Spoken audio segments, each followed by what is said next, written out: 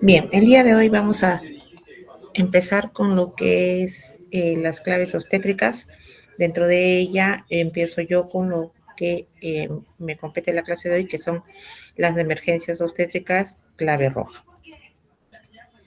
Bien, tener en cuenta que 80% de las muertes maternas ocurren en menos de 4 horas a partir de su inicio, ¿no? Y esto, ¿qué es lo que puede implicar?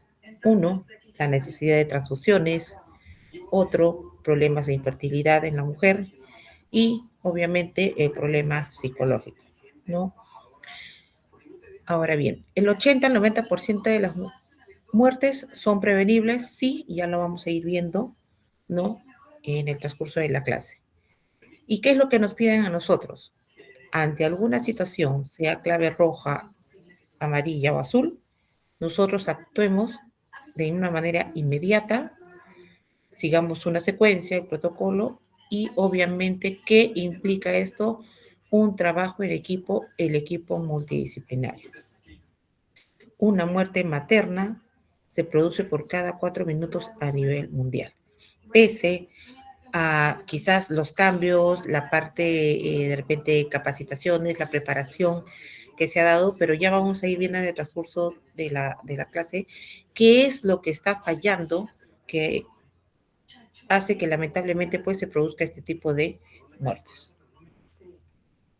Muy bien, primero como definición tenemos que ver que cuando hablamos de lo que es de repente una hemorragia, tenemos que tener el concepto, ¿no? Que es una pérdida sanguínea de más de 500 cc en 24 horas posteriores al parto, ¿no? Y hablamos ya de una grave cuando es más de 1000 cc dados en 24 horas. Pedro, tú tienes un buen corazón, así que es lo correcto. Lo que estoy haciendo es lo correcto, Nicolás. Samuel de Prudencio. También tenemos otro concepto por la SIGO, que nos dice que es una pérdida sanguínea de 500 a 1000 cc sin signos de choque. Y la grave va a estar mayor a 1000 cc o que encontremos algún signos de shock. Luego tenemos otro concepto también, la pérdida sanguínea de 1000 cc puede presentar síntomas o signos de hipovolemia durante las primeras horas después de su nacimiento. Pero nos quedamos con este primer concepto de la OMS. Muy bien, en cuanto a la epidemiología, vamos a ver que tenemos, ¿no? O vamos a averiguar cuáles son las primeras causas de morbilidad materna severa. Tenemos que la mortalidad se produce en 150,000 mujeres por año por un tema de hemorragias. Un 25%, ¿no? Son ese tipo de muertes anuales. Y un segundo y tercer lugar de muertes maternas directas. Son 600,000 muertes maternas anuales que son en general por todo tipo de causas. Ahora bien, veamos cómo estamos en nuestro país. Si van viendo el gráfico, aquí para los años 2000, 2004, 2005, ¿no? Que hubo un incremento de lo que es, pues, las muertes maternas, luego fueron disminuyendo, ¿no? Y se ve que el pico, ¿no? De disminución de muertes maternas fue justamente en el año 2019. Y nuevamente se incrementó en el año 2020 y 2021, ¿no es cierto? Donde vino el tema de la pandemia. Nuevamente empieza a disminuir en el año 2022, 2023, 2024, y esto es lo que se tiene en cuanto a información hasta la etapa del 2025. Entonces, acá mencionar qué es lo que puede haber pasado, que obviamente al estar nosotros en confinamiento por un tema de la pandemia, pues lamentablemente las gestantes, o recordarán ustedes que nosotros nos enfocábamos solamente al tema de COVID. Entonces no había atención para otras cosas. Entonces, no hubieron controles quizás prenatales en su momento, no se pudo captar algún tipo de problema, ¿no? Que podía estar aquejando a la gestante. Y la gestante, obviamente, iba a un centro hospitalario cuando tenía solamente alguna molestia. Entonces, ¿esto ha influenciado en este tipo de muertes? Sí. Ahora bien, si vemos el tema de la muerte materna, directa e indirecta, según la ocurrencia, pero para esto primero vamos a aprender qué es una muerte materna directa. Es la muerte obstétrica que resulta de las complicaciones obstétricas del embarazo, parto puerperio, de intervenciones de omisiones, de tratamiento incorrecto o de una cadena de acontecimientos originados en cualquiera de las circunstancias mencionadas. Mientras que la indirecta es la muerte obstétrica que resulta o se deriva de una enfermedad previamente existente o una enfermedad que apareció durante el embarazo y que no fue debida a causas obstétricas directas, pero se agrava por los efectos o cambios fisiológicos o propios del embarazo. Luego tenemos la muerte materna incidental. Es la muerte que no está relacionada con el embarazo, parto puerperio, ni con una enfermedad preexistente o intercurrente agravada por efecto del mismo y que es producida por causas accidentales o incidentales. Entonces, ustedes pueden ver aquí en el gráfico que efectivamente, donde se produce ese tipo de muertes maternas, al menos en el periodo 2025, en Loreto, Lima Metropolitana, Cajamarca, Cusco y Puno. Y Puno lo tenemos cerca a nuestra región, Tacna, ¿no es cierto?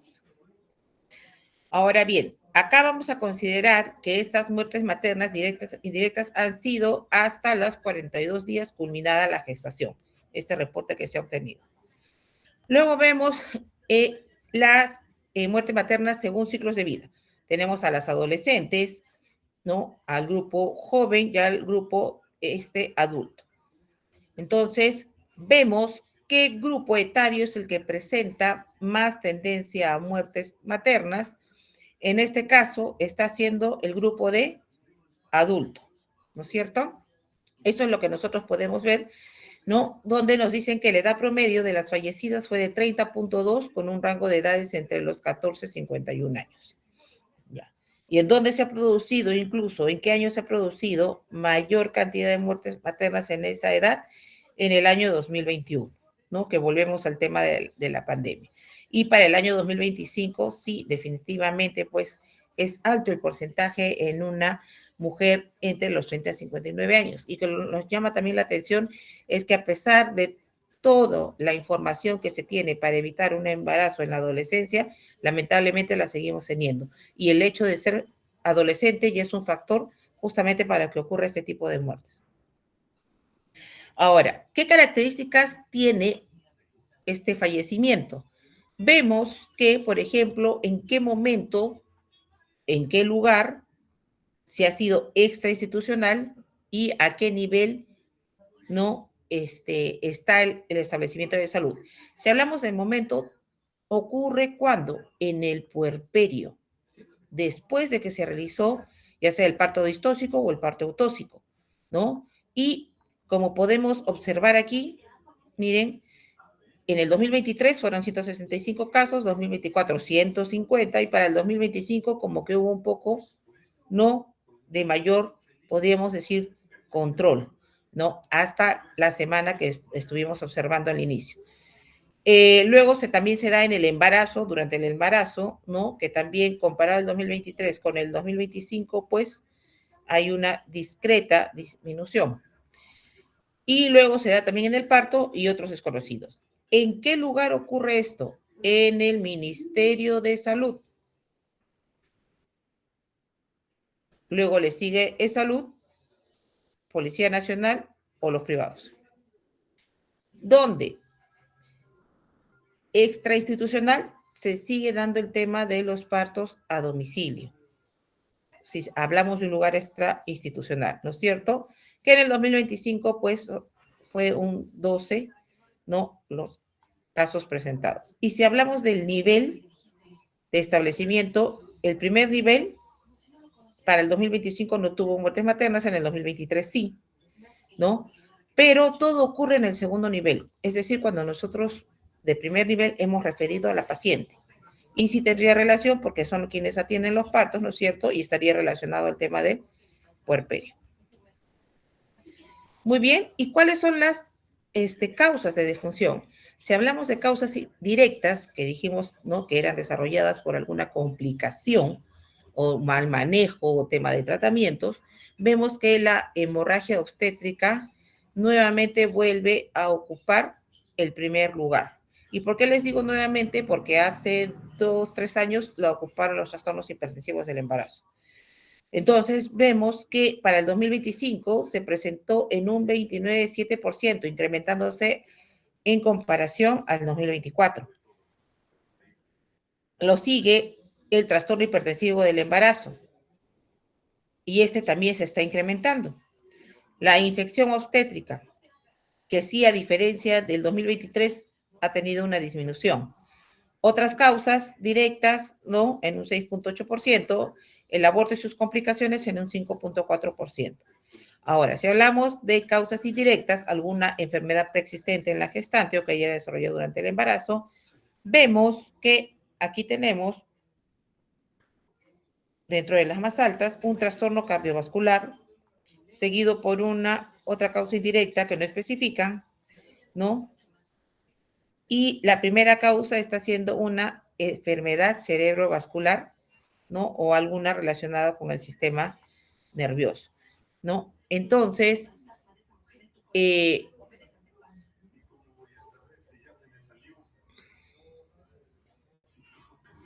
ya. Entonces, esto sí es preocupante, porque si bien es cierto, como yo les he mencionado anteriormente, vamos a retroceder un poquito, ¿no? Solamente hasta la semana 26 es que tengo yo el reporte de cómo han ido las, ¿cómo se llama?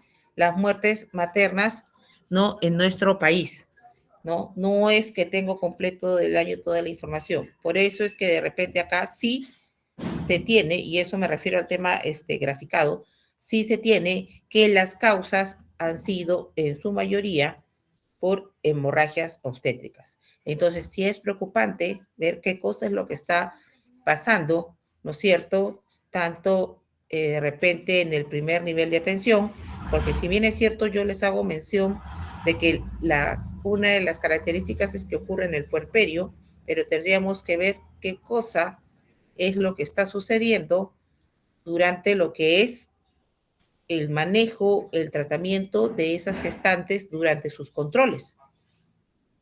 ¿Qué cosa es lo que está pasando con el personal de salud que no está detectando, ¿no?, alguna característica, alguna alteración, alguna patología que nos va a hacer pensar que esa gestante va a acabar en una hemorragia obstétrica? Entonces, sí es responsabilidad del primer nivel de atención estar detrás de lo que son los controles prenatales y de cada una de nuestras gestantes para evitar esta patología. Y obviamente, en nuestro caso, si yo detecto a tiempo, pues derivarla antes de que se pueda desarrollar esta complicación. Ahora, ¿cuál sería el otro motivo también que de repente ustedes me podrían decir? ¿No? Es que las gestantes, lamentablemente, no todas acuden a sus controles prenatales.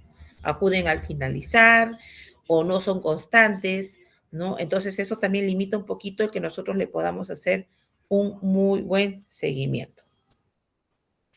Ahora bien, acá vamos a ver, por ejemplo, en este caso por departamentos o regiones, y vemos que en el caso de las fallecidas, vemos que Ancash presenta un 80,6%, Cajamarca presenta un 78,3% en general, ¿no? Y en Cusco un 76%. En muertes directas general. Ahora, si me voy a ver, Ancash tiene pues causas de hemorragia, trastornos hipertensivos, abortos, infección obstétrica, otras causas indirectas y las muertes no mal definidas. O sea, no hay un dato exacto. Luego vemos, por ejemplo, aquí, Cajamarca. Métricas obstétricas, 40%. Trastornos hipertensivos del embarazo, 20%. Nos vamos a Cusco, 32% en hemorragia y trastornos hipertensivos, 32%. Buscamos Tacna, ¿no? Que tiene 25% de hemorragias obstétricas en nuestras gestantes. Sí es un porcentaje alto para nosotros, pero si se dan cuenta, Tacna no tiene trastornos hipertensivos o no ha tenido problemas de aborto, ¿no? Entonces, y vemos que marca un 25%. Y las indirectas sí un 75%, ¿no? Otro tipo de causas. En el caso de nosotros son las enfermedades preexistentes que pueden tener nuestras gestantes. Bien, entonces hablemos un poquito de lo que pasa durante el cambio del embarazo y eso es lo que quizás también se le tiene que explicar a la mujer para que esté preparada en el momento que ella va a realizar la concepción, ¿no? ¿Qué va a pasar con su cuerpo? ¿O qué va a pasar en sí, ¿no? Con todo. Va a haber una expansión del volumen plasmático, un aumento de la masa eritrocitaria, va a haber un aumento de su gasto cardíaco materno, va a haber una disminución de la resistencia vascular sistémica, un aumento de los factores sanguíneos procoagulantes. El útero va a tener un flujo sanguíneo de 700 a 900 mililitros por minuto. Y esto no conlleva la protección del estado hemodinámico materno. Y también se van a generar cambios que generan que la mujer embarazada tenga una tolerancia a qué? A una hemorragia. Muy bien, si hablamos de la hemorragia obstétrica, es una emergencia que se presenta durante ya sea el embarazo, el parto o el puerperio, siendo frecuente su aparición cuando durante el puerperio, como hemos visto. Causa hasta un 60% de todas las muertes maternas en países subdesarrollados. La mayoría de muertes ocurren dentro de las 4 horas siguientes del parto. En este periodo es en el que se deben hacer todos los esfuerzos para disminuir su impacto. ¿A qué nos puede llevar una hemorragia obstétrica? A un shock hipovolémico y la muerte tanto de la mujer y del recién nacido. En la principal causa de muerte en nuestro país. ¿Qué factores de riesgo van a estar relacionados con una hemorragia obstétrica? Factores predisponentes, una historia, ¿no es cierto?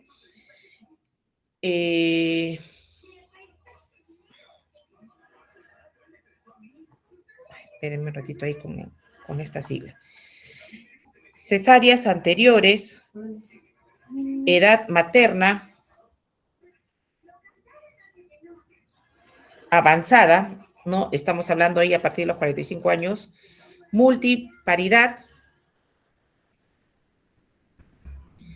y lo que sería la obesidad materna.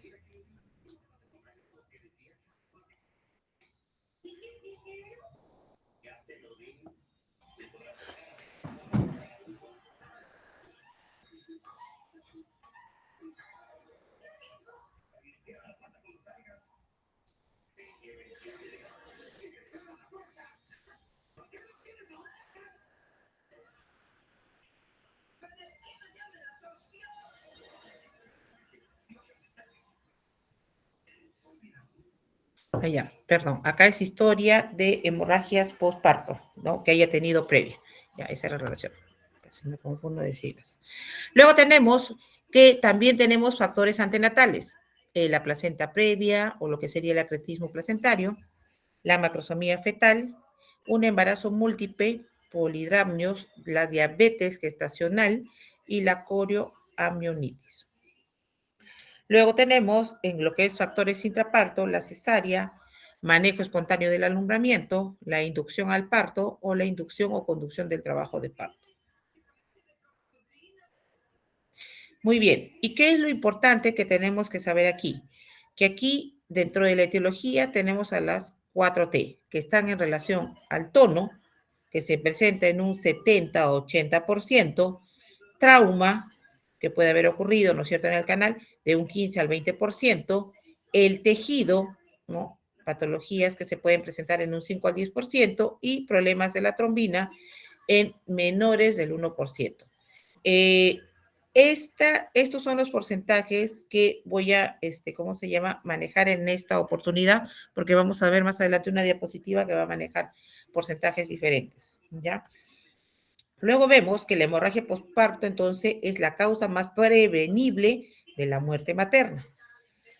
Si hablo de hemorragia postparto, hablo de una pérdida de sangre mayor de 500 en un parto vaginal y si hablo de una cesárea de 1000 mililitros en 24 horas. Hay una disminución del hematocrito en más del 10% del control a las 4 horas. Entonces, dijimos que de una hemorragia puedo pasar a un shock hemorrágico y es un síndrome clínico agudo producto de una disminución crítica del flujo sanguíneo con incapacidad cardiorrespiratoria y baja disponibilidad del oxígeno y nutrientes a nivel celular para suplir las necesidades tisulares, hipoperfusión tisular, hipoxia y la utilización de vías metálicas anaerobias y acidosis, causando daño en diversos órganos por incapacidad para mantener la función celular. Veamos aquí lo que sería la clasificación del shock en este caso o la clasificación de la gravedad. Vemos que se clasifica en 1, 2, 3 y 4. Y las características que vamos a evaluar son la pérdida sanguínea, el porcentaje de pérdida de volemia, la frecuencia cardíaca, la tensión arterial, frecuencia respiratoria, el gasto urinario, el estado mental y el manejo hídrico.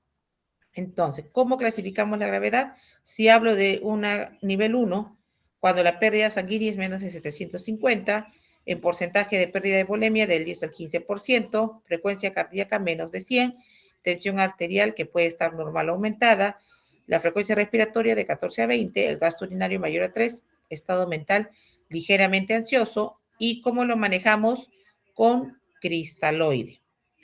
Luego tenemos la clase número 2, que la pérdida sanguínea va de 750 a 1500, en la 3 de 1500 a 2000 y en la 4 más de 2000. La pérdida de volemia en la 2 de 15 al 30%, en la 3 del 30 al 40% y en la 4 mayor al 40%. La frecuencia cardíaca en la clase 2 de 100 a 120 latidos por minuto, en la clase 3 de 120 a 140 y la clase 4 mayor a 140. La tensión arterial, ¿cómo va a estar en la clase 2? Todavía normal. En la clase 3 ya disminuida y en la clase 4 también. La frecuencia respiratoria en la clase 2 de 20 a 30 respiraciones, en la 3 de 30 a 40 y en la 4 mayor a 40.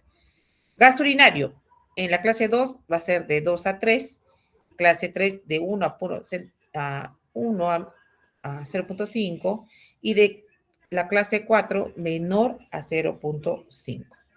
¿Cómo va a estar el estado mental? En la clase 2, moderadamente ansioso, en la 3, ansioso y confuso y en la 4 ya letárgico. Manejo hídrico en la clase 2 también al igual que la 1 con cristaloides, en la 3 ya son cristaloides y hemoderivados, al igual que la 4. Muy bien, ¿qué debemos de conocer nosotros aquí para poder trabajar lo que es una reposición hídrica, el índice de shock? Es el indicador más preciso de la hipovolemia, herramienta útil en la predicción o detección de hipovolemia y o compromiso hemodinámico temprano. Es la relación lineal inversa con el trabajo sistólico del ventrículo izquierdo en la insuficiencia circulatoria aguda. Reducción del trabajo sistólico del ventrículo es igual a la elevación del índice de shock. La tensión arterial sistólica dividida en la frecuencia cardíaca es igual a 0.7. Eso es lo que debería ser normal de mi índice de shock, ¿no es cierto? En el embarazo se considera de 0.7 a 0.9. Ahora bien, índice mayor a 0.8, obviamente ya lo vemos aquí con rojo y acá vemos que de 0.05 a 0.6 lo consideramos normal sin relacionar el tema del embarazo, ojo, y ya vemos aquí, por ejemplo, lo relacionamos con los índices de shock. De 0.8 vamos a hablar de una pérdida del 10 al 20%. Si encontramos a 1, de un 20 al 30%, 1.1 al 30 al 40%, y si hablamos de una pérdida de 1.5 entre 2 al 40 o 50%. Esto nos va a ayudar para hacer el cálculo de la fórmula, ¿no? Para la reposición hídrica.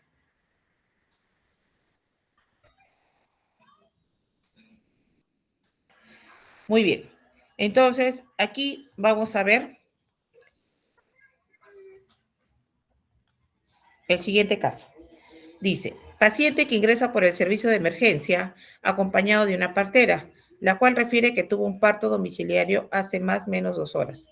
Refiere que la placenta no salía, por lo que decidió traccionar con un poco de fuerza. Al salir empezó a presentar sangrado vaginal abundante que no se detiene, motivo por el cual acude al nosocomio. En camino refiere que comenzó a notarla agitada, pálida, nauseosa, fría, sudorosa. Al examen, la presión arterial 78/50, frecuencia cardíaca 112 por minuto, frecuencia respiratoria 22 por minuto y el llenado capilar mayor de 2 segundos.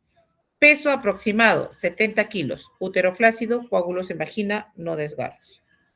Calculamos el tema de lo que sería la volemia y el cálculo es el peso por 60, que es un número constante. Entonces, ¿cuánto pesa nuestra paciente? 70 kilos por 60. Su volemia debería ser o es de 4.200 cc. Acá, como ustedes pueden ver, ya hemos hecho lo que sería el índice de choque, que es la frecuencia cardíaca sobre la tensión sistólica y nos ha salido 1.43. Eso nos ubica a que nuestro paciente está dentro de una pérdida o en qué tipo de shock está con 1.43.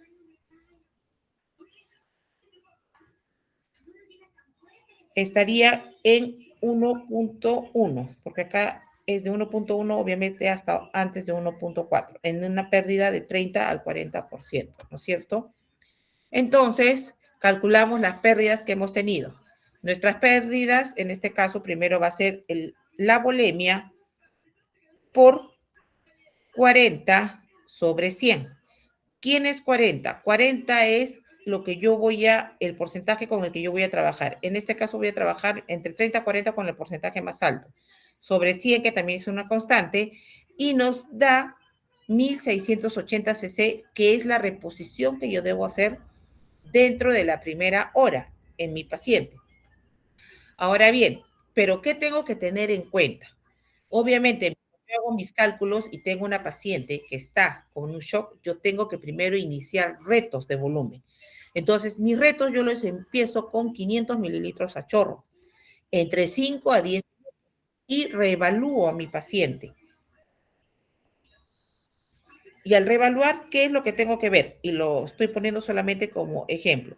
Uno, tener en cuenta si mi presión arterial sistólica cae a 83, el pulso logra bajar a 102, obviamente estoy hablando pues no de otra cosa y de manera general, y si no todavía se estabiliza, no, tengo que volver a pasar un segundo reto de fluidos de bolos de 500 mililitros.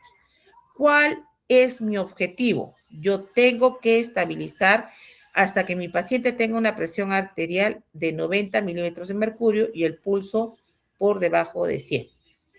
Ahí tengo que llegar yo. Entonces, continuamos con el caso. Entonces, mencionamos que para nuestro mantenimiento de nuestra paciente debemos de pasar 3 veces lo que perdió. ¿Y cuánto había perdido? Habíamos hecho el cálculo que era 1.680 cc. Por 3 veces yo tengo que reponer en total 5.040 mililitros. Ahora, vamos a recordar lo que pasó primero. Yo tenía 1.680 cc, que era lo que tengo que reponer en una hora, ¿verdad? Pero mencionamos que se tiene que pasar 500 cc a chorro, ¿no? Como primer bolo para iniciar la reposición. Entonces, y asumimos que en la paciente anterior, para los datos que teníamos, solo necesité de un reto de fluidos de 500 mililitros. Entonces, esto me da a 2.180 cc, que es lo que yo debo haber pasado prácticamente en esa primera hora. Entonces, para saber cómo voy a hacer el mantenimiento, estos 5.040 yo le resto lo que yo ya he pasado. Entonces me estaría quedando 2.860 mililitros que yo ya debo de fraccionar en una hora, ¿no? Y esa va a ser mi indicación, ¿no?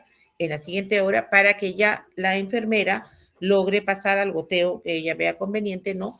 cómo lo voy a ir distribuyendo. Ahora, en ese momento podría pasar que nuevamente pueda bajar, no, el paciente vuelva a tener un cuadro de hipotensión, sí. Nuevamente, ¿qué hago? Otra vez mi reto de fluidos con 500 mililitros a chorro. Muy bien.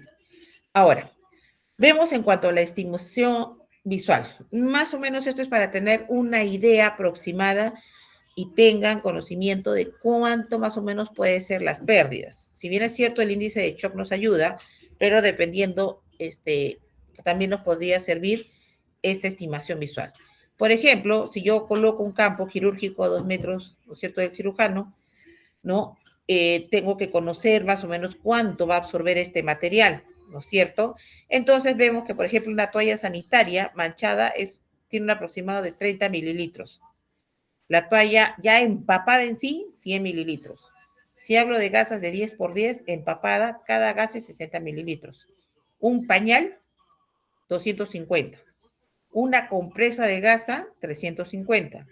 La riñonera llena, 500 mililitros. Ahora, si hay un derrame de sangre en el piso, 100 mililitros de diámetro en 100 centímetros de diámetro son 1000 mililitros, perdón. Aquí, si ya está la paciente, ¿no es cierto?, con una hemorragia, ya, posparto, 1500 mililitros, ¿no? Y si hay derrame ya en el suelo, incluso, ya una pérdida de 2000 mililitros, ¿no? Y ya estaríamos con un shock tipo 4. Muy bien. Entonces, acá nos dan algunas indicaciones en cuanto a lo que es o qué tipo de recomendación, ¿no? Más que todo para el conocimiento de ustedes. Para cuantificar, ¿no?, el parto, ¿no? ¿Qué debo de hacer? Se recomienda que tengan una bolsa recolectora, ¿no? Se debe registrar previo al alumbramiento, cuantificar el total de término del procedimiento, restar la cuantificación del prealumbramiento y del posalumbramiento, ¿no?, que es lo ideal.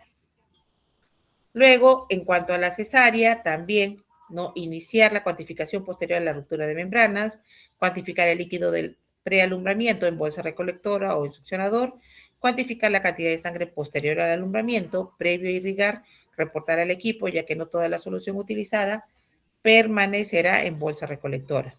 Restar la cuantificación prealumbramiento del posalumbramiento, y así lo van a encontrar. Muy bien. Entonces, les llega una paciente, como les mencioné hace un momento, ¿no es cierto?, que la han traído, está con hemorragia, ¿no es cierto?, algo somnolienta, ¿no? Saben que ha sido por un tema de un parto, ¿no?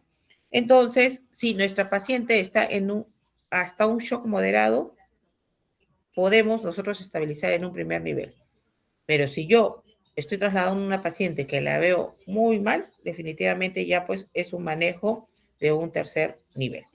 Ahora, si de todas maneras nos llegara a un primer nivel de atención una paciente ya además con un shock 4, bueno, nosotros vamos a tratar de llegar a estabilizarla, pero va a ser imposible de repente querer completar algo más porque han visto que ya no solamente es el que yo tenga que pasar cristaloides, sino también hemoderivados. Así que en el traslado de la ambulancia por lo menos tratamos de poder subir un poco la presión arterial de nuestra paciente para lograr un mantenimiento. Ahora bien, entonces hablamos, ¿no? Para el primer nivel de atención, el estadio 2 sería un sangrado agudo o sospecha de hemorragia mayor a 1000 cc. El pulso de 90 o más por minuto. Hipotensión, una presión sistólica menor a 90. Y el llenado capilar mayor de 1 segundo. ¿Cuántos minutos nos dan para estabilizar a esta paciente? 20 minutos. ¿Es importante? Sí, porque se nos da 20 minutos para poder nosotros trabajar, porque si no, definitivamente no vamos a lograr nada y la paciente se nos va a morir. Luego tenemos que el estadio 3 es un sangrado mayor a 1500, pulso más de 100, hipotensión menor de 80 y el llenado capilar mayor de 2 segundos. Eso va a definirse en 30 a 60 minutos, el lograr, ¿no?, mantener a esta paciente o sacarla del cuadro de shock. Ahora bien, ¿cómo surgió el tema de los antecedentes de las claves? Ya para ingresar a lo que es la clave roja. Bien, esto salió en relación a un seminario que se dio pues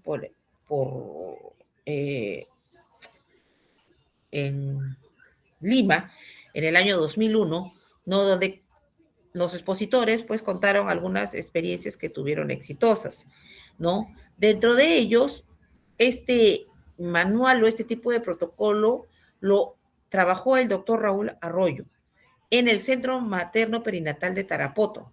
Si ustedes se han dado cuenta, la mayor mortalidad la tenemos justamente en una de las zonas que es Loreto, ¿no? Se elaboraron como respuesta a los problemas surgidos en la práctica de las atenciones de emergencias obstétricas y a la necesidad de acortar el tiempo de atención de la morbilidad materna extrema.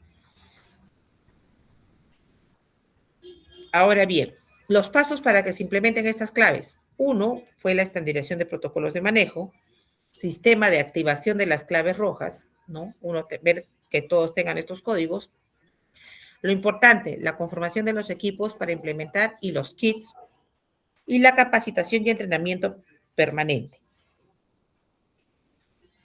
Nosotros podemos conocer la teoría y es lo que va a pasar con ustedes. Van a conocer muy bien la teoría, lo que puede pasar, cómo lo pueden de repente hasta manejar según libro, según literatura, según un protocolo.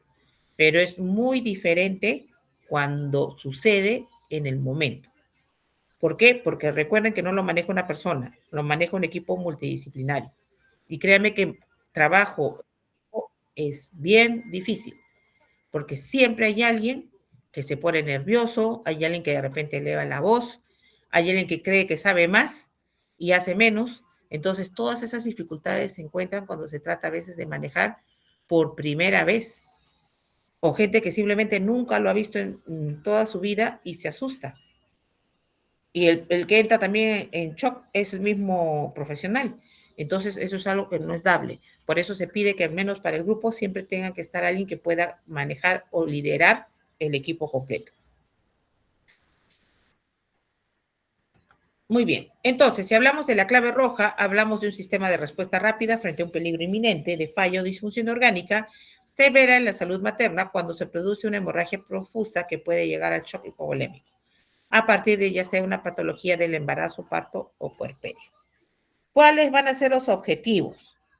Primero, diagnosticar el shock. Luego, activo inmediatamente la clave roja. Asignar funciones. Aplicar el ABCDE de la reanimación. Definir las condiciones para el manejo y cuidado definitivo. Y obviamente la remisión, en mi caso, a un nivel mayor de complejidad. Y obviamente en ese nivel, a salas de cirugía, a cuidados intensivos, de repente, ¿no? Como se ve. Entonces, ¿qué es lo primero que yo me debo de preguntar cuando piso un establecimiento de salud? Que eso va a ser parte de su práctica. Ver, antes de querer yo activar una clave roja, ¿dónde está la clave roja? Ya sea en el hospital, ya sea en el establecimiento, ya sea en el puesto de salud. Todos tienen que tener su kit, todos. ¿Cómo se hace el sistema de activación? Me paro, grito, llamo al médico, a la obstetra, a la enfermera, hay un timbre, hay una alarma, hay un micrófono, qué sé yo. ¿Cómo? ¿Cómo sabe que el personal que está, hay una clave roja y acude inmediatamente a tópico de emergencia? ¿Y cuál es el equipo? ¿Quiénes son los integrantes? ¿Quiénes son los que deben ir y que conocen obviamente sus funciones? Entonces, como pueden ver ustedes acá en los gráficos, ¿no? Tenemos el grupo que incluye los FON, funciones obstétricas neonatales básicas, que es lo que hay en mi establecimiento o en el primer nivel de atención, hasta el 1-3. Enfermera, obstetra, médico, técnico de enfermería y el biólogo, ¿no? O tecnólogo de laboratorio. Y el FON incluye el especialista. En este caso lo vamos a encontrar ¿dónde? En el hospital. El mismo equipo anterior más el ginecólogo, en este caso, que es el que debería estar, y un anestesiólogo.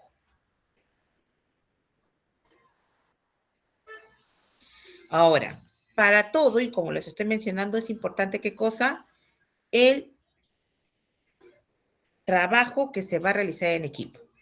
Porque de repente me toca trabajar y estoy de turno pues con alguien con quien no me llevo yo, ni modo. Pues en ese rato acá prima lo del paciente. Porque últimamente uno se da con tantas sorpresas en el trabajo y acá no tiene nada que ver que si me miraste feo o no te hablo, yo tengo que trabajar contigo, porque tú eres la enfermera y yo soy el médico. Entonces acá no es que si te caigo bonito, no, o prefiero trabajar con el otro médico, yo prefiero trabajar con la otra enfermera, no. Nos tocó estar de turno a nosotros y nosotros somos los que tenemos que salir aquí. Yo qué más quisiera que este grupo, si en la mañana somos un montón de personas, definitivamente ¿a quién voy a enviar yo? A los más preparados y a los más capacitados.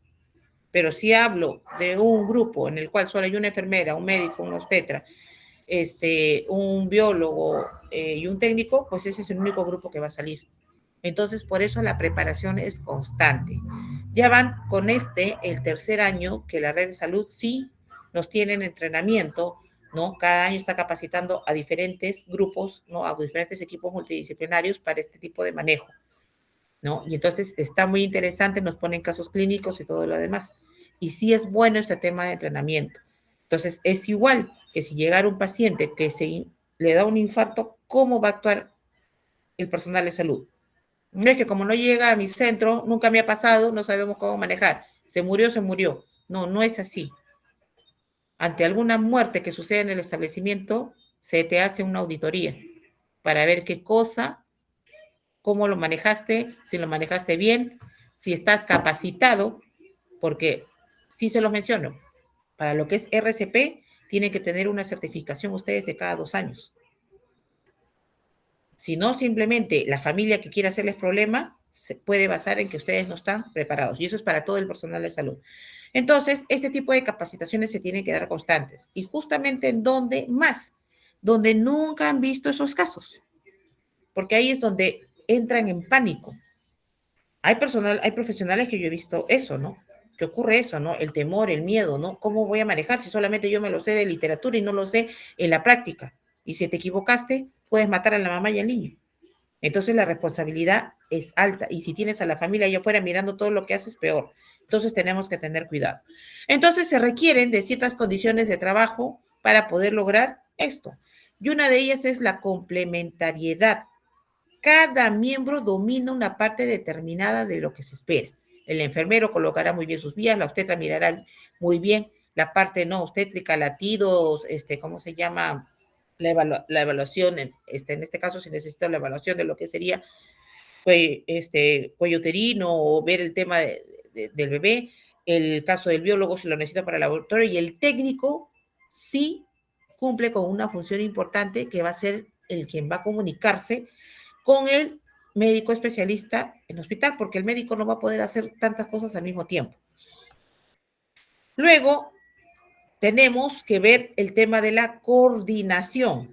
El equipo con un líder a la cabeza. De repente no es el médico, de repente el más calmado es la obstetra o es el enfermero, pues ese lidera. Ah, no, es que yo soy el médico, yo tengo que liderar. Pero si no estás lamentablemente emocionalmente preparado, pues tiene que pasar a alguien que sí lo esté. Entonces acá no se trata de quién está por encima de, pero lo ideal es que el médico es el que te mantenga la calma y dé las indicaciones de lo que va a trabajarse. Luego viene lo que sería la comunicación. El trabajo exige una comunicación abierta entre todos sus miembros.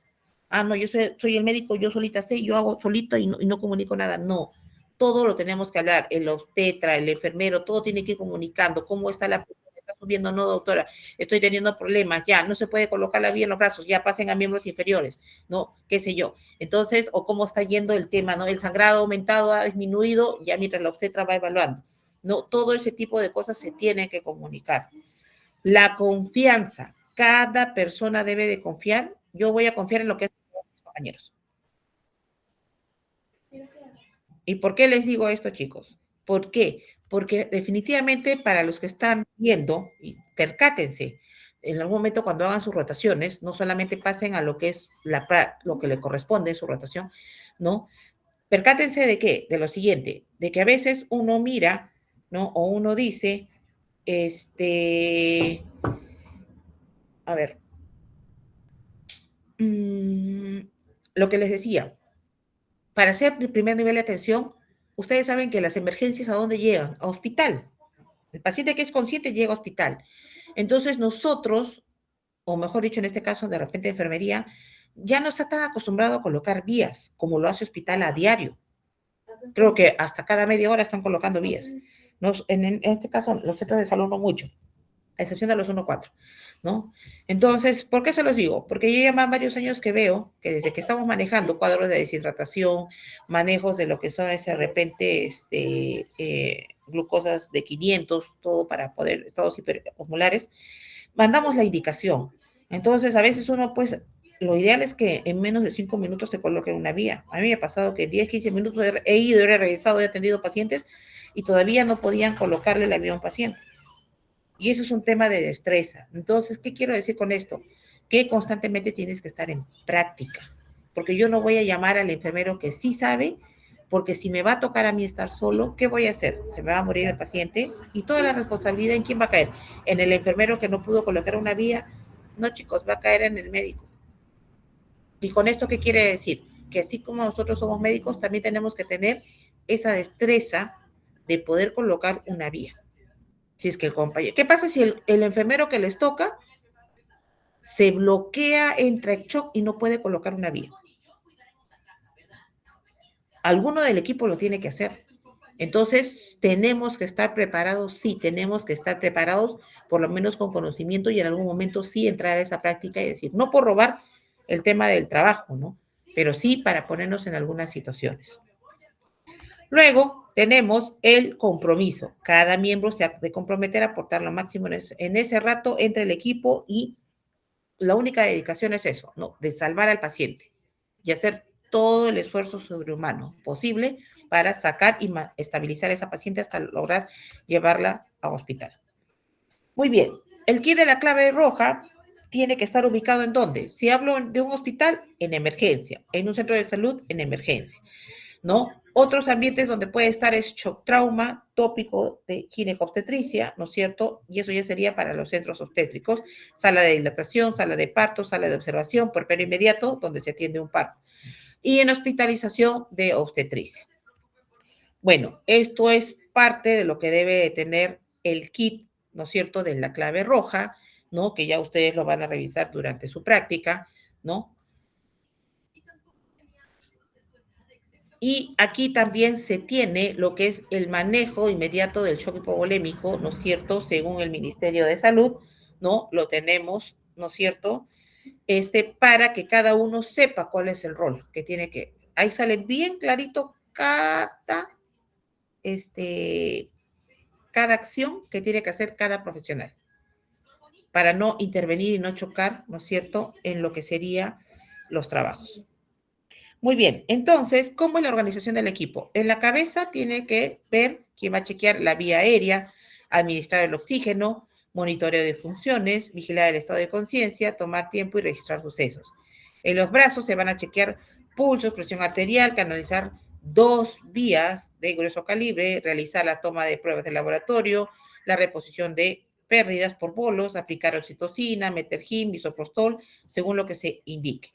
Y en el útero, el otro coordinador va a pedir de repente ayudantes, ¿no? Los que están en la cabeza, ayudantes, ¿no? 3 y 4 en la pelvis y brazos, va a realizar el masaje bimanual si es necesario. Vamos a pensar en las 4T, ver cuál ha podido ser la causa, ¿no es cierto?, de la hemorragia y, bueno, esto es para hospital, pensar en una cirugía oportuna. Entonces dijimos que tenemos que trabajar el ABCD de la emergencia obstétrica. A, de vía permeable, B, de ventilación, C, circulación, D, diagnóstico de las 4T, ver cuál ha sido la causa, y E, evitar la hipotermia. 10 minutos platicos. Vía permeable, ¿no es cierto? Tengo que ver, uno, también en B, con la simetría de pulso, la ventilación adecuada, que puede ser con una máscara de servorio, que nos brinda 10 litros por minuto, una máscara Venturi de 3 a 5 litros por minuto y la cánula binasal que nos da solo de 2 a 4 litros por minuto. Con lo que cuenta en ese momento el establecimiento, sí, con lo que cuenta. Luego vemos los accesos venosos. ¿Qué se nos pide de preferencia? Los mejores diámetros es el 16 y 18. Incluso hospital a nosotros nos pide que trabajemos con el 18. Luego, ver los accesos, dónde puede ser más factible, ¿no es cierto? Acá, por ejemplo, les están mostrando en este caso en los miembros superiores, pero puede ser que en ese momento el paciente tenga unas venas tan delgaditas que colocas el catéter y se rompen. Entonces tienes que pasar ya a otro lugar, como les digo, incluso hasta los miembros inferiores. Y también los fármacos para lo que sería la otonía uterina, que son los uterotónicos, oxitocina, metergina, misoprostol y el ácido tranexámico para el tema de las hemorragias.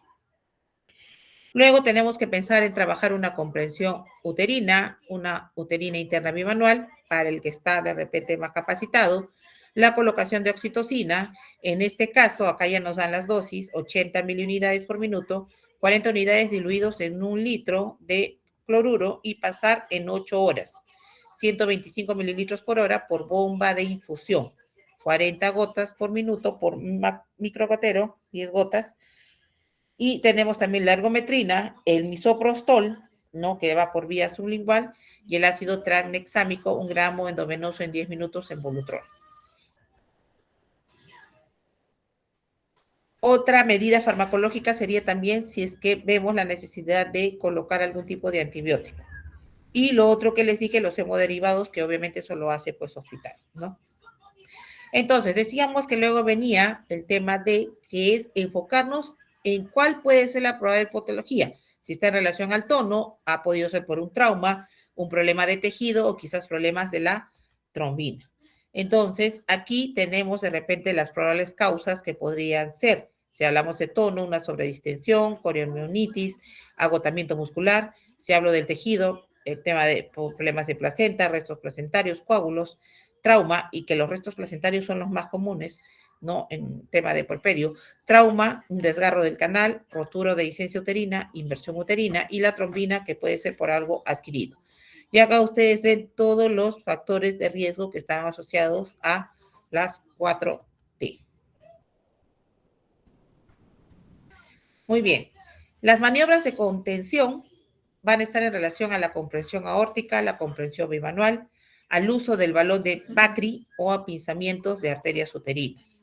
En cuanto a la comprensión aórtica, nos menciona que debo de colocar el puño en el abdomen a 2 centímetros por arriba de la cicatriz umbilical y 2 centímetros a la izquierda de la línea media, ¿no? Para la disminución del pulso femoral y se puede realizar en conjunto con la comprensión bimanual. Luego tenemos lo que es ya. Aquí luego se inserta en la comprensión bimanual la mano en la vagina y se cierra conformando un puño.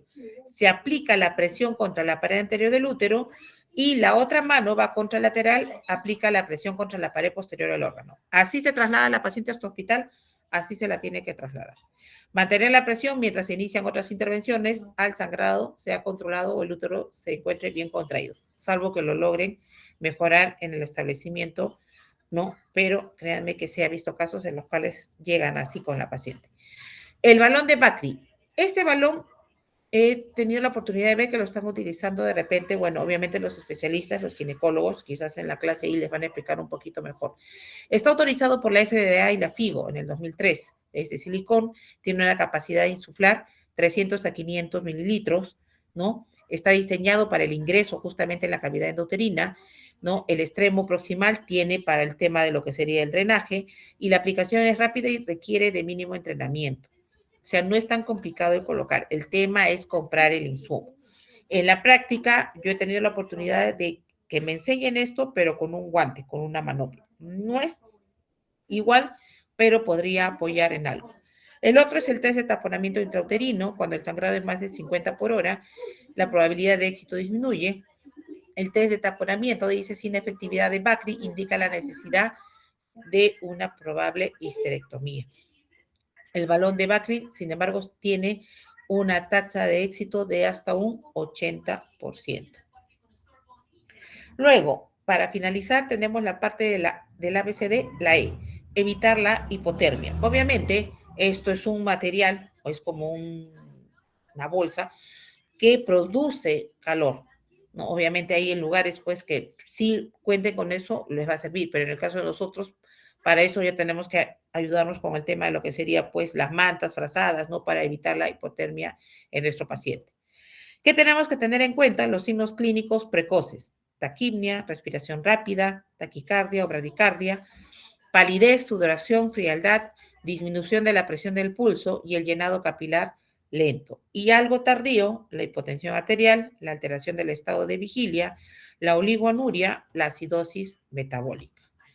Manejo inmediato, que es lo que podemos ir pidiendo, de repente lo que cuenta el establecimiento mientras vamos trabajando, un hemograma, hemoglobina y hematocrito, grupo sanguíneo y factor RH, si no lo conociéramos, pruebas cruzadas para hospital, perfil de coagulación, sí cuentan algunos establecimientos, glucosa y creatinina, sí lo podíamos hacer, examen completo de orina, sí, electrolitos y gases arteriales, cuentan solamente, si no me equivoco, los hospitales, no sé si los 1-4 ya lo tienen ya, no en sus laboratorios. ¿Cómo vamos a ver dentro de nuestra reevaluación la mejoría clínica? Si la respiración disminuye a 20, el pulso menos de 90, si logramos la presión sistólica, no que esté por encima de 90, no, el llenado capilar menos de 2 segundos, piel, por lo menos ya que pase la temperatura de los 35 grados, ¿no? Obviamente esperamos más. Estado mental normal o que esté por lo menos algo orientada, una diuresis horario mayor a 30 mililitros por hora, que el hematocrito esté por encima de 25%, la saturación de oxígeno mayor al 90% y la presión arterial de oxígeno mayor a 60 milímetros de mercurio y un pH mayor a 7.2. Bien, esto es parte de lo que es el manejo en sí de toda la parte ginecológica, la guía que tenemos nosotros de protocolos, donde nos explican cómo debe ser el manejo, ¿no es cierto?, para lo que es, ¿no?, alguna de las patologías en las que sospechamos. En este caso, lo primero que vimos que teníamos que hacer era estabilizar a nuestra pacientita, ¿no es cierto?, ya sea colocándole una vía, ¿no?, reconocemos los signos de alarma o un factor asociado, trabajamos con un frasco de cloruro con oxitocina, las 20 ampollas que vimos hace un momento, no de 20 unidades, o de 40 a 60 gotas por minuto, que es lo que debemos de pasar por el catéter endovenoso. Si el sangrado es muy abundante, pasamos la otra vía en el otro brazo, ¿no? Y eso pasa a chorro. El masaje uterino que hemos mencionado, monitoreo estricto de funciones vitales y referir según, ¿no es cierto?, se nos indique. Si hubiera alguien capacitado en el establecimiento, ¿no?, podría ser la extracción digital de coágulos del útero, ¿no? O si evidencia un desgarro, también puede hacer el tema del taponamiento. Si es que el personal es capacitado, si no, mejor trasladarlo tal y como lo estamos bien llevando al paciente y no tocarlo. También vemos, ¿no?, de que ya, aquí no, chicos, esto se me está duplicando, creo. Ya, acá nos explican incluso si es que se presentara el cuadro de atonía, ya tenemos definido cuál podría ser la patología, ¿no? Cómo tenemos que hacer el manejo, ¿no? Aplicar, por ejemplo, ergometrina, una ampolla, si es que, ¿no?, la tenemos, la compresión bimanual, ¿no? Si hay sospecha de retención de restos o membranas, obviamente personal capacitado va a ser quien va a poder hacer la extracción, ¿no? Si no, la referencia oportuna realizando el masaje uterino bimanual o realizar el taponamiento uterino. Luego también nos explican el caso de lo que es la retención de placenta y si se dan cuenta, en su mayoría todo está en relación a colocar el cloruro con las 20 unidades de oxitocina, por lo menos para el tema de lo que es la estabilización de nuestro paciente, hasta lograr nosotros lo indicado que es una presión arterial por encima de 90, ¿no es cierto? Y la frecuencia cardíaca que hemos dicho que debe estar por debajo de 100. También nos habla cómo manejar en caso de que hubiera una laceración del canal de parto, ¿no? Podrían hacer la sutura, pero vuelvo a repetir, en el caso de nosotros, tiene que ser el personal capacitado. Y si no, nosotros lo que llegamos a hacer es pinzar con pinzas de anillos Forester los bordes del desgarro, ¿no? Y sí podríamos llegar a suturar. Pero, como les digo, hemos llegado al tema del pinzamiento hasta se nos ha explicado y la ginecóloga en ese momento nos informó de que debería pasar con personal capacitado, en este caso con el especialista que es el ginecólogo. También en caso de que hubiera una retención, si hubiera la inversión uterina o una hemorragia puerperal tardía, ¿no es cierto? Nos abocamos a lo que sería en este caso la aplicación o la colocación de las vías endovenosas, ¿no? Con cloruro de sodio. Y en cuanto al fluxograma de referencia, el paciente ingresa al establecimiento, se activa la clave roja, viene la evaluación inmediata, ¿no? Y el manejo oportuno, adecuado según el protocolo. Es de capacidad resolutiva, sí lo podría manejar en el establecimiento. Obviamente hablamos de un shock, pues nivel 1. Y si no, definitivamente tengo que estabilizar y enviar al paciente lo más rápido posible. Verificamos lo que nos piden en la referencia, que tenga su cloruro, su vía permeable, el oxígeno, el kit de medicamentos, cómo va a ser el medio de transporte, quién lo acompaña, el personal de salud que va y la ficha de referencia. Luego, durante el transporte, ¿no? Se va controlando, ¿no es cierto? Las funciones vitales de nuestro paciente, ¿no? Los cuidados que se debe tener, si hay la necesidad de administrar algún medicamento, se hace, ¿no? Y todo se va registrando, ¿no? En la hoja de procedimientos. Al paciente ingresa de emergencia, el personal que acompaña de salud comunica al médico de turno, ¿no? Y ya es entrega del paciente, ¿no? Y el paciente ya se queda, obviamente, en hospitalización, ¿no? Con sus familiares y para su atención. Muy bien, entonces no olvidemos que detectada la emergencia, activamos la clave roja. La distribución de responsabilidades, siempre tiene que haber un líder quien revise y dicta las medidas y vigila que se cumplen. El carrito de la clave roja, que de repente no es un carrito, pero sí donde esté todo el material que se necesita, debe estar la lista de chequeo, los medicamentos. Aquí consideran el balón de Bacri, pero eso es para, como les digo, hospital. Sonda Foley, las vías, la bigotera nasal, jeringas, agujas, todo. ¿Y qué es lo importante? Y qué es algo que a nosotros nos revisan, es que estos kits tienen que estar con medicamentos, insumos, obviamente, pues no con fecha que no estén vencidos. Cuando más rápido se soluciona la emergencia, mucho mejor será el pronóstico. Se considera las 2 horas como tiempo para solucionar la causa. No olvidar que es una práctica clínica obligada en la mujer con shock hemorrágico, la atención de la causa primaria mediante la revisión directa de la cavidad vaginal y coyuterino, reparación física de los tejidos dañados, evacuación de restos placentarios. La resucitación del shock debe incluir adecuada oxigenación. La resucitación del shock hemorrágico debe incluir restauración del volumen sanguíneo e infusión rápida de soluciones cristaloides balanceadas. Muy bien, chicos, esta ha sido la clase de lo que es hemorragias obstétricas. Dentro de la práctica, efectivamente, voy a dejarles un ejercicio. Ojalá en los grupos que van a rotar en nuestros establecimientos traten de hacer la simulación, porque a veces ya ahí se van a dar cuenta, el miedo a equivocarse, a mencionar, al decir yo haría esto, ¿no? Ya van 2 años que yo vengo trabajando así en mi establecimiento y cuando les pido a los alumnos que lo realicen, sí, son todos los temores salen en ese momento. Entonces, para que se den cuenta que no es fácil trabajar. Y en ese momento les he pedido yo, ¿cuántos minutos? En 10 minutos yo tengo que solucionar y estabilizar a un paciente. Imagínense si me pongo a pensar, no hazlo tú, el paciente se me murió. Entonces, tengamos mucho cuidado y sí, ¿no? En algún momento, como ustedes saben, van a hacer serums.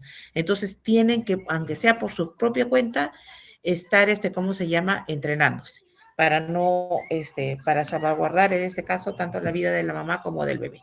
Muy bien, chicos, eso ha sido todo el día de hoy. Les agradezco, ¿cómo se llama? Que la clase se haya podido realizar de manera, virtual. Y ahora sí, continúo con mi atención de pacientes. Gracias, chicos, nos vemos. Hasta luego, doctora, muchas gracias. Hasta luego, chicos. Gracias, doctora. Buenas tardes. Hasta luego, chicos. Buenas tardes.